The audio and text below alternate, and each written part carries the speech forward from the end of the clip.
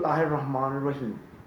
हमारा रिश्ता खुद के साथ इसी तरह है जैसे पायलट का उसके प्लेन के साथ। तो जिस तरह पायलट के हाथों में है कि वो जितना चाहे अपने प्लेन को ऊंचाई पे ले जा सकता है, वैसे ही हमारे हाथों में है कि हम जितना चाहे खुद को कामयाबी की ऊंचाई पे ले जा सकते हैं।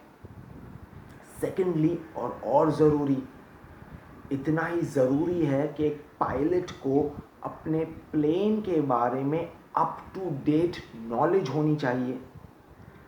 पिछले कुछ सालों में जो प्लेन क्रैशेस हुए उन पे रिसर्च की गई, तो पता ये चला कि इन प्लेन्स में नए अपडेट्स डाले गए थे, नई टेक्नोलॉजी डाली गई थी, लेकिन ये पायलट्स इनके बारे में आशना नहीं थे और इसीलिए प्लेन क्रैश हो गए। तो इसी तरह हमें खुद के बारे में आशनाई और नॉलेज होनी चाहिए, वरना हमारी कामयाबी का प्लेन टेक ऑफ के पहले ही लैंड हो जाएगा। इसीलिए हर धर्म में, हर विचारधारा में एक अहम उसूल है जिसे कहते हैं ए इंसान खुद को पहचान। एंशिएंट ग्रीस के जो बड़े विशाल मंदिर हुआ करते थे उन पे इंस्क्राइब किया गया था नो थाई सेल्फ। दीन इस्लाम में एक बहुत ज़ीबा हदीस है जहाँ नबी मोहम्मद सल्लल्लाहु अलैहि वसल्लम कहते हैं, मन अरफ़ नफ्सहु फ़क़द अरफ़ रब्बहु। जिसने खुद को जान लिया, खुद को पहचान लिया, उसने अपने रब, अपने लॉर्ड, अपने गॉड, अपने ब्रह्मा को, अपने अल्लाह को जान लिया। अब खुद से रिलेटेड हमारे अंदर एक बहुत अच्छी ताकत है जो कहती है कि हम बहुत सी बार चीज़ों को समझ लेते हैं इसके पहले हमें लगता है कि हम इसे समझ चुके हैं। एक रिसर्च सुनाता हूँ।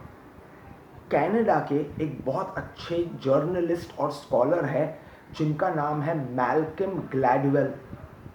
इन्होंने कई बेस्ट सेलिंग किताबें लिखी है जैसे कि द टिपिंग पॉइंट। उनकी और एक किताब है ये वाली जिसका नाम है ब्लिंक। बहुत अच्छी किताब है और इनकी स्टाइल ये है कि वो अच्छी बातें बहुत इंटरेस्टिंग तरीके में बयान करते हैं। अब इसके पहले ये रिसर्च सुनाऊं, एक out of the box question है इनकी किताबों में जो मैं आपको पूछता हूँ। एक बार एक बाप बेटा लॉन्ग ड्राइव पे जा रहे थे। सडनली उनका एक्सीडेंट होता है। बेहोशी की हालत में, लहूलुहान हालत में इनको हॉस्पिटल रश किया जाता है। उसी वक्त इमरजेंसी रूम का दरवाज़ा खुलता है, डॉक्टर की एंट्री होती है और डॉक्टर की तरफ से आवाज़ आती है, चीख आती है, हे भगवान, ये मेरा बेटा है। सवाल, लड़के का बाप कौन है? अब अगर आप जवाब चाहते हैं तो मैं आपको इनवाइट करूंगा कि आप जाके किताब खरीदें, क्योंकि इतने पैसे में तो इतना ही मिलेगा। अब वो एक रिसर्च की गई जहां लोगों को बुलाया गया और उनके सामने 4 सेट ऑफ कार्ड्स रखे गए, 2 ब्लू 2 रेड। अब गेम इस तरह डिज़ाइन की गई थी कि फेस वैल्यू पे ऐसे लगता था कि रेड कार्ड्स तुम्हें जिताएंगे, लेकिन गेम को डिज़ाइन इस तरह किया गया था, सीक्रेट ये था कि ब्लू कार्ड्स जीतने का रास्ता थे। अब वो लोग गेम खेलते गए। जब पूछा गया एंड में कि कब तुम गेम को समझे, तो उन्होंने कहा कि जब हम 50वीं बार 50th टाइम हमने कार्ड उठाया तो हमें हंच आया कि ये लाल वालों में नुकसान हो सकता है और ब्लू में फ़ायदा। और अराउंड 80th टाइम, 80वीं बार में हम समझ गए गेम के सीक्रेट को। लेकिन उसी वक्त साइकोलॉजिस्ट ने इनको वायर किया हुआ था, इनकी ब्रेन एक्टिविटी को स्टडी किया जा रहा था।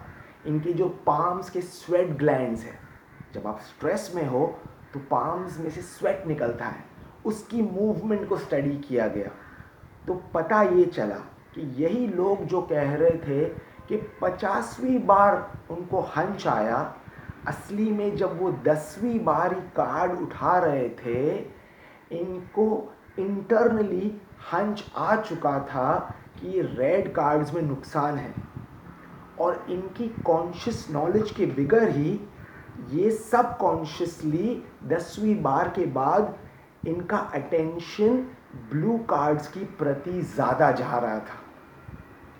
ये हमारे लिए ब्रेकिंग न्यूज़ ये है कि हमारे अंदर ना बहुत हिडन पावर्स हैं।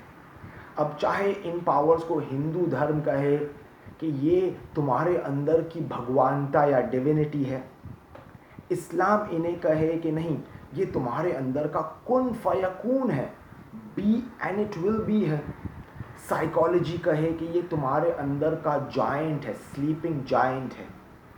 आप इसे कुछ भी नाम दे, लेकिन फर्स्ट लेवल पे एक्नॉलेज कर ले कि सारे जो ताकतें हैं वो हमारे अंदर है, लेकिन ये डॉर्मेंट है, ये सोई हुई है। हमें इन्हें पहले तो एक्नॉलेज करना है और फिर इन्हें अप्लाई करना है। तो अभी जब कभी आप कोई नई चीज़ स्टडी करें, कोई ऐसी किताब पढ़े जो पूरी बाउंसर जाए, आप उसे पढ़ लीजिए। कोई नया लेक्चर सुने जिसमें बहुत हैवी बातें हैं, आप सुन लीजिए, क्योंकि आपको लगता होगा कि आप उसको समझ नहीं रहे हैं, लेकिन सबकॉन्शियसली दो चीज़ें हो रही हैं। आप वो चीज़ें समझ भी रहे हैं एंड सेकेंडली और इम्पॉर्टेंटली सबकॉन्शियसली आप वो टीचिंग्स को अप्लाई भी कर रहे हैं। जिस तरह वो रिसर्च में 10वें कार्ड के बाद ही वो लोगों का अटेंशन रेड की तरफ से हट रहा था और ब्लू की तरफ जा रहा था। अब मैल्कम ग्लैडवेल ने ये बात कही कुछ साल पहले। यही बात 1000 साल पहले प्रॉफिट मोहम्मद के जो ऑफिशियल सक्सेसर थे, इमाम अली अलैहिस्सलाम, उन्होंने एक हदीस में कहा कि लोग 4 टाइप के होते हैं। पहला वो जो जानते हैं और वो जानते हैं कि वो जानते हैं, अपनी भगवानता से आशना है।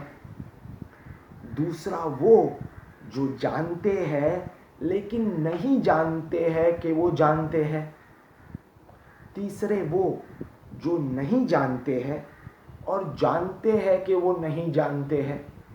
और चौथे वो खतरनाक लोग जो नहीं जानते हैं लेकिन ये नहीं जानते हैं कि वो नहीं जानते हैं। फाइनली, क्योंकि आज होली का दिन है तो आपको एक गिफ्ट ये देता हूँ कि जो वो पहेली मैंने पूछी थी उसके लिए आप किताब मत खरीदिएगा, क्योंकि मैंने भी ये किताब नहीं खरीदी थी। मेरे अच्छे फ्रेंड है जामिन भाई, उन्होंने मुझे गिफ्ट दी थी। तो जवाब ये है कि वो लड़के का बाप वही है जिसका उसके साथ एक्सीडेंट हुआ था। तो क्वेश्चन, वो डॉक्टर कौन है? डॉक्टर लड़के की माँ थी। विचार करिएगा। शुक्रिया और खुदा हाफिज़।